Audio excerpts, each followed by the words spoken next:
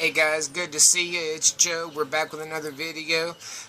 For anyone waiting on the part 2 of the Joey Roca response video that I'm making, part 2 is coming. I hope to have it, I'm working on it right now. I hope to have it uploaded and posted within the next few days.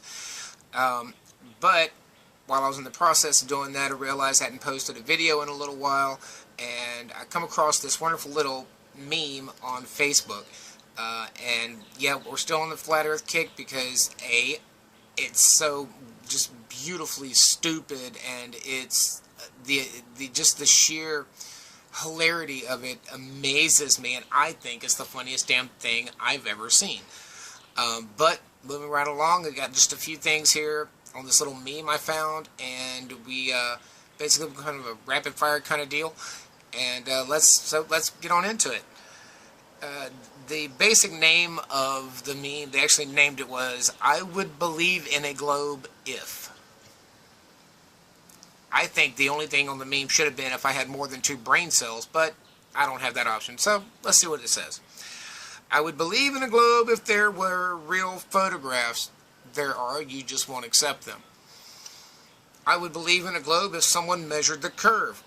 Google has this wonderful little thing called the curve calculator. Look into it. You can measure the curve for any spot on Earth. It doesn't fit your narrative, so you won't run with it, okay?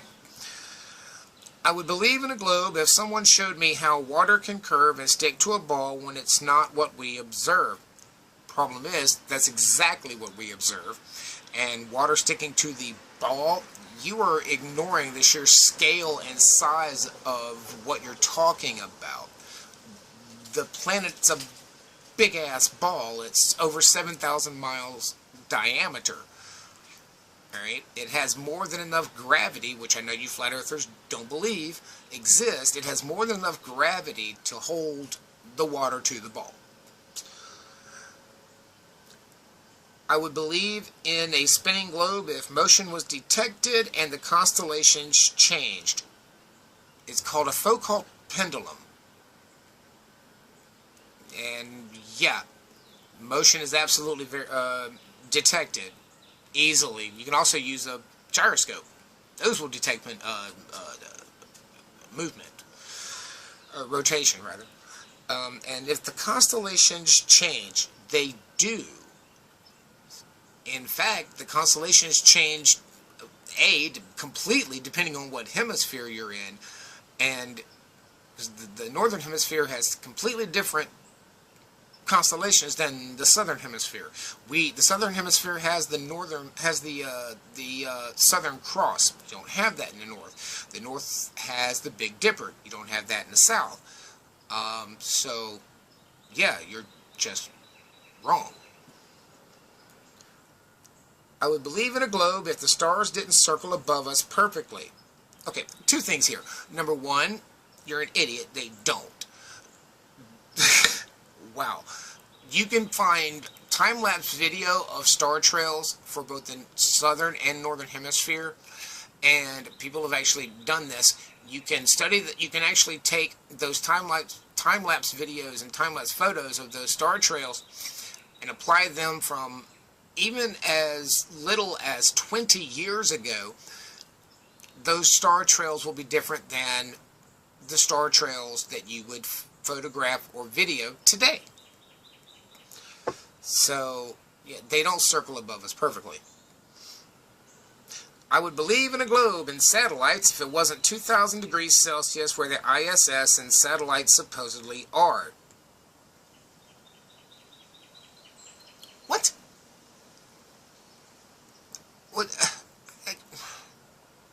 I'm actually at a loss. Where are you getting the 2,000 degrees, what did he say, 2,000 degrees Celsius from? Low Earth orbit, look, the cringe is so bad it's making me forget how to speak English. Low Earth orbit, the temperature is not 2,000 degrees Celsius. Are you stoned? And if you are, you need to share, because I want some of that good shit. But not if it makes me as stupid as you are. Sorry. I would believe in a globe if not for sundials, astrolabes, and gyroscopes.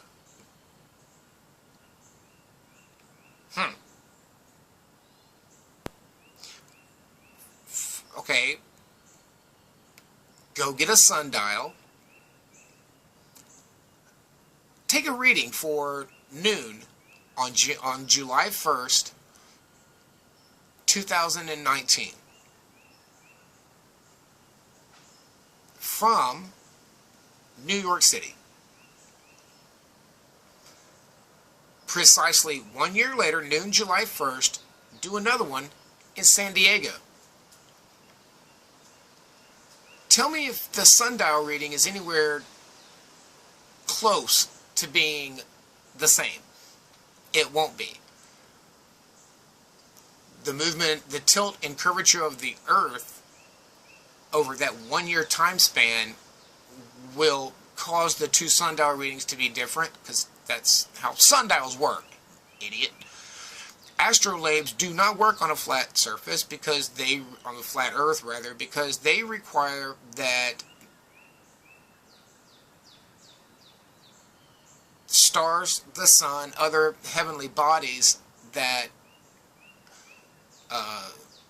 the astrolabe depends on for the person using it to take a reading from, depend on a curved surface. They depend on a rotating sphere, and they also and the reading you get will highly depend on which hemisphere you're in, not just north or south, but also east or west.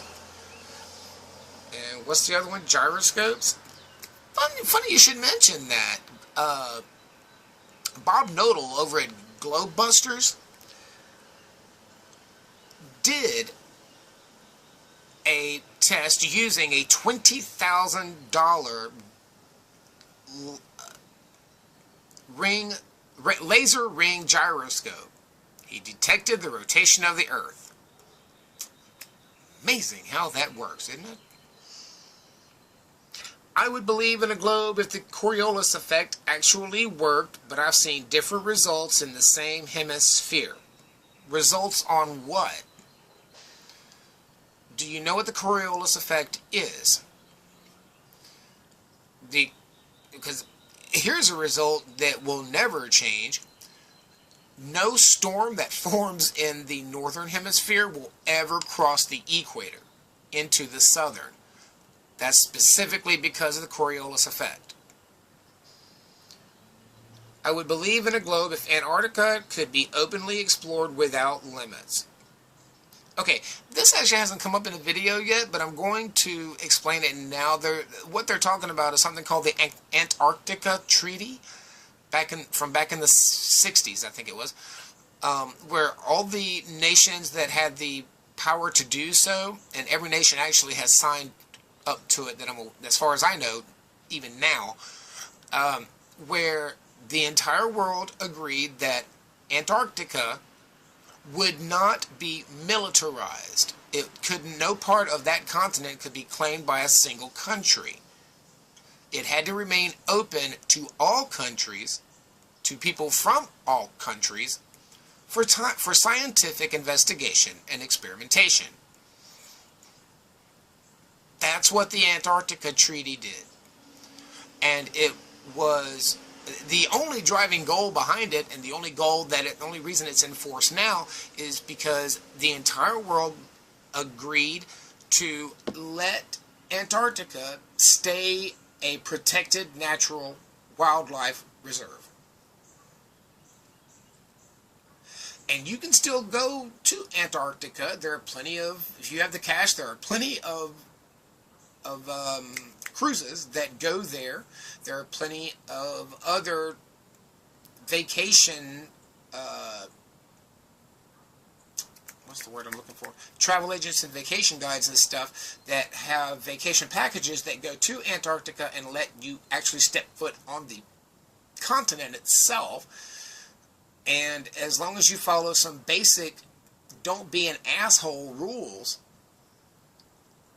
which apply to everyone equally, basically don't trash the environment, don't leave all your crap everywhere, don't knowingly take actions that will negatively affect the environment or the wildlife there, you are free to go and come and go all over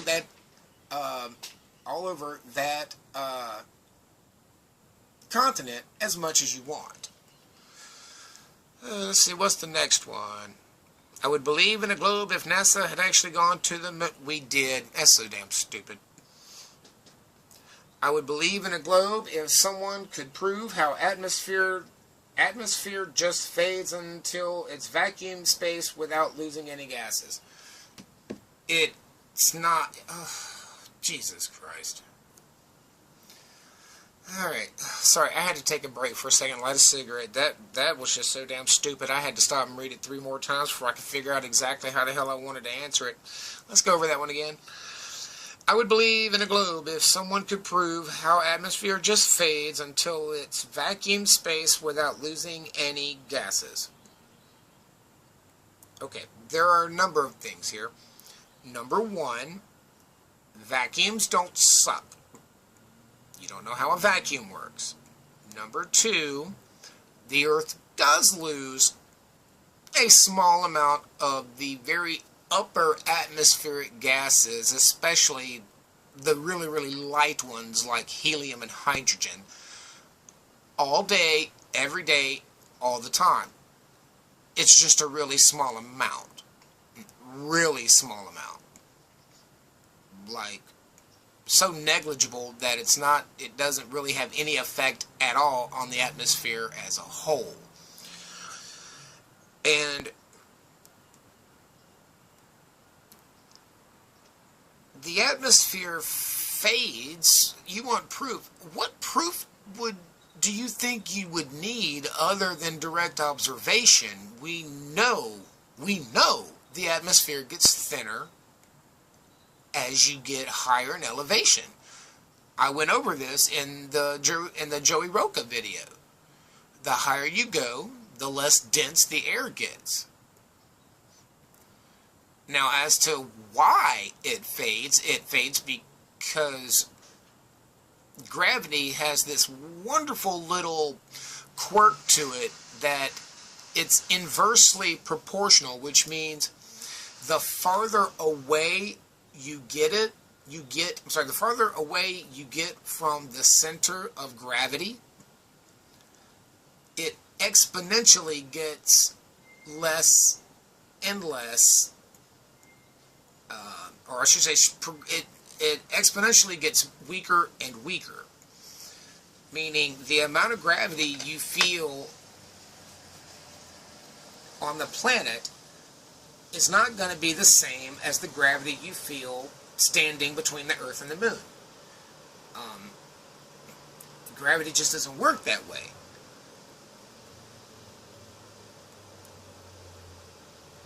Have you never even picked up a fucking 6th grade physics book? I mean, oi!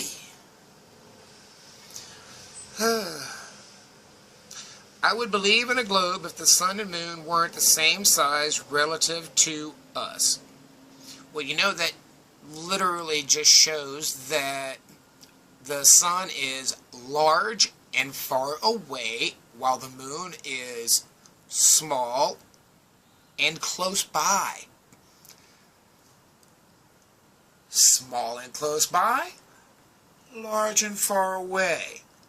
Small and close by, large and far away.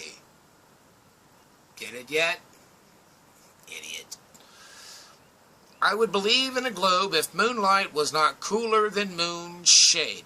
Okay, that is just straight up bullshit, and there's a YouTuber named Greater Sapien who actually did or videoed himself doing a test to test this claim. Go watch it. It is awesome. Greater Sapien is just, he's one of the greatest cats on earth. I love his videos, and the way he explains this whole moonlight is cooler or is warmer in the shade, and why that whole concept is just wrong on so many levels. It's a great video. Check it out. Now, let's see. And the last one, thank God. I would believe in a globe if gravity could explain what density already has. Oh, Jesus Christ.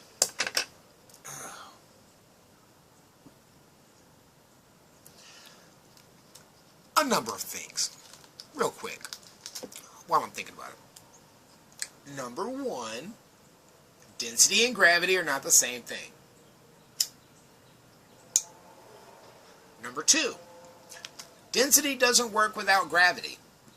Density is the amount of mass per unit volume. Okay? The density of the material inside this lighter. This lighter has a specific density. It's the amount of stuff crammed into the volume of this lighter. Okay? However, because because density acts as a vector for volume, it means that whatever is in that volume has to have mass. It has to have physical presence. If it has a physical presence, it has to have weight. For anything to have weight, it absolutely has to be affected by gravity. On Earth, it has to be affected by the gravitational constant, which is an accelerating force. You're accelerating at 9.8 meters per second squared. That means that you are accelerating at 9.8 meters per second per second. 9.8, 18, or 19.6, you get it, okay? Now,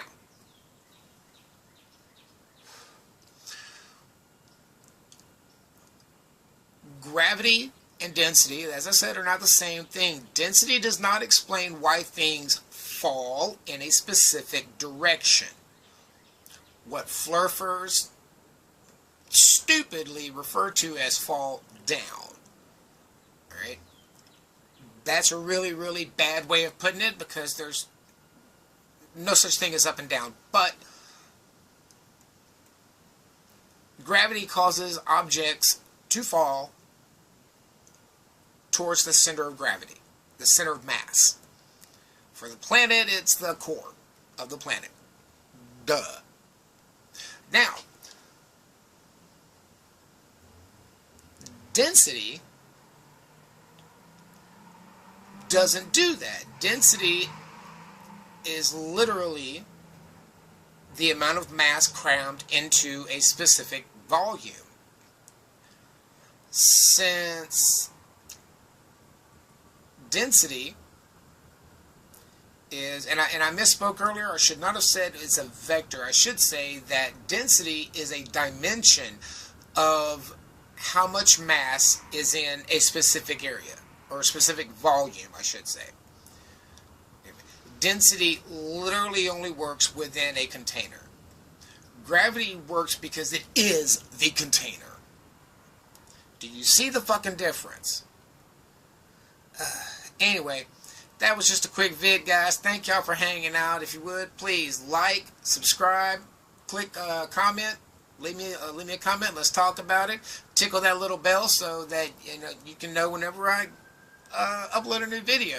As you see, it usually isn't that often, but I do try to get at least one a month. Anyway, thank you guys. Appreciate it. I hope you're having a great day. From my family to yours. Mwah. Love you guys. Bye.